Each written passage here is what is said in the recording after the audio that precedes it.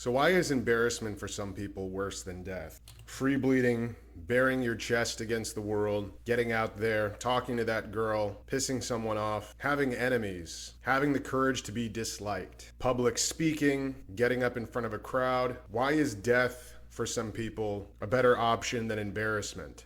And what is embarrassment? And how do you avoid ever succumbing to it? It's clear with almost anyone that's paying attention that we no longer live in a high trust society here in the West. We're not like Japan anymore. There are people with no frontal lobe walking around, completely shamelessly committing crime, being released from prison, building up their identity and rap sheet as career criminals. And we find it acceptable because in reality, they are simply too stupid and too selfish to understand what they're doing wrong. We know they're evil, and we know they deserve punishment, but we also know that they're just too profoundly stupid to ever be rehabilitated. And this is what we as a society in the West have decided is acceptable. So if you as a young man are still attempting to function off guilt and off the idea of high ideals and high trust, there's a chance you're going to be taken advantage of. So it's worth understanding how to alchemize guilt, how to reject it, and what it means to become shameless where you need to be. That is a skill in modernity that's worth cultivating, putting in your toolkit, and whipping it out when you need to. I said in the last video that I made that I believe most of the true evil that exists contemporarily doesn't come from aggression or rage, it comes from ambivalence, passivity, and bystander syndrome. The world is a fallen place. Termites eat at wood, bloat flies eat at human flesh, maggots consume, everything in the world withers away and decays. We exist in a fallen world. And the strongest marker of health as a response to that isn't embarrassment, guilt, shame, depression, hopelessness. It's anger. Anger is one of the greatest markers of health a man can have. And in this video, I'll argue that anger is the antithesis to embarrassment. Rage is the antithesis to embarrassment. And if you want to become something else entirely, as Ra's al Ghul told Batman in the Christopher Nolan movies, something that is unstoppable, someone who doesn't submit to failure the first time, rejection the first time, or embarrassment the first time, anger is the key to doubling down. It's the key to doubling down on who you are, getting back on the horse, and taking the next step. You're only a loser when you give up. No matter what loss you take, no matter the heartbreak you suffer, you are only a loser when you give up.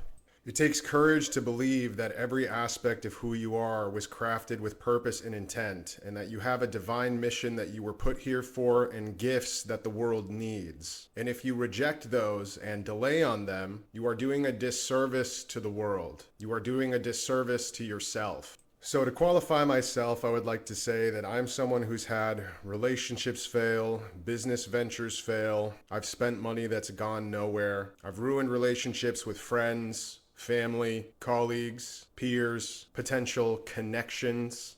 And every time that that's happened to me, after time passes, I realize like a diamond bullet in my head that I would do it the same way all over again if I had to. Because everyone wants an insurance policy on who you are, on the money you're going to deliver, on your gifts.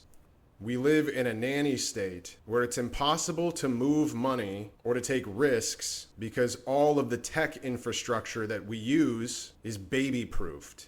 Productive members of society currently function as tax cattle for people who couldn't improve their own lives if you gave them 20 years to do so. There's an entire 80% of people alive right now who simply exist to be parasites on the 20% of productive members of society. And if you are a productive member of society, the only form of ownership over anything that you'll get here in the West is equivalent to a marriage contract, is to sign away your life on a line, to have to take out insurance policies against yourself to make someone else feel safe and secure.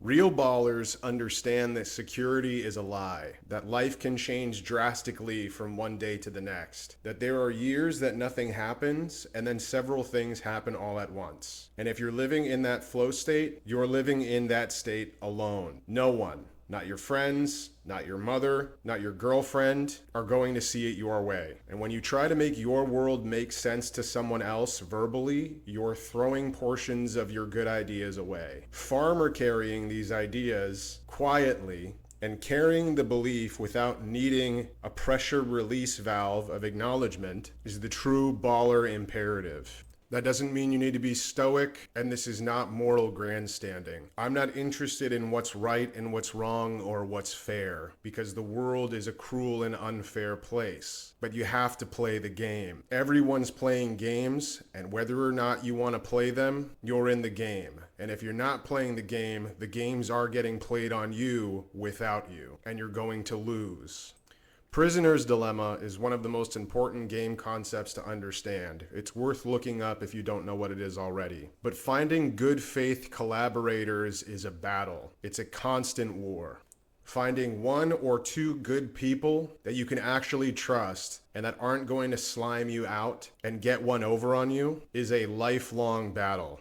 This is why so many linear relationships fail, and for my own modus operandi, I coined the term pre-sliming people, pre-sliming your day one. It means that there's an entire demographic of people out there that are still operating in a linear mindset, that still have LinkedIn brain, that still believe they're going to climb the ladder day by day, find the right ass to kiss, and end up in a position of management because of it, which is true and happens, but right now it only happens for women. These trades are dying because any old man that's in his sunset era isn't interested in having an apprentice and teaching a young man how to do his job. He's at the end of his life, he hates his ex-wife, and just wants some ass around to look at. Most old men are on Facebook all day. They do not have the attention span or capacity to teach anyone. So with your average middle-class lackey, it is 100% worth